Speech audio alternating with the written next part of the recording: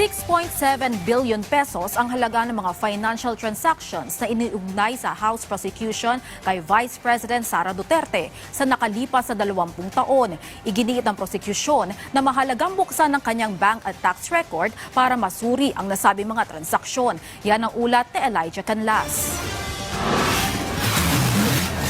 Mariing buineltahan ni House Prosecutor at Bicol Saro Party List Representative Terry Ridon ang depensa ni Vice President Sara Duterte kaugnay ng hiling na buksan ang BIR box na naglalaman ng bank at tax records nito. Ayon sa kampo ng Vice Presidente, isang fishing expedition o walang basihang paghahanap ng ebidensya ang hakbang na ito ng prosekusyon. Sa pagharap ni Ridon sa isang forum kahapon, nilinaw niya ang halaga ng mga questionableng transaksyon sa pagpapatuloy ng pagdinig. Ang posisyon ng depensa ay this is a mere fishing expedition. Ang totoo, wala kang fishing expedition kung balyena yung nahanap.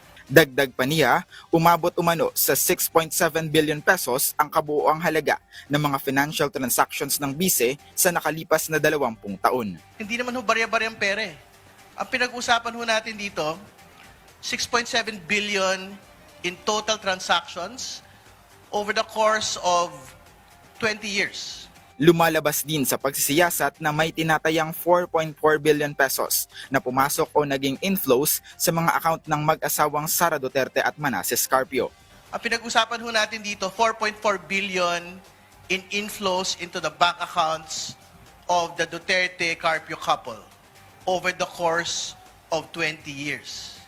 Giit ng prosekusyon, mahalagang masuri ang yaman ng Vice Presidente simula noong siya ay Vice Mayor pa lamang sa Davao City upang makabuo ng malinaw na financial baseline. So mahalaga po na mabuo ho natin yung kabuang litrato mula po nung nag-umpisa siya bilang Vice Mayor sa Davao City, naging Mayor at naging Vice President.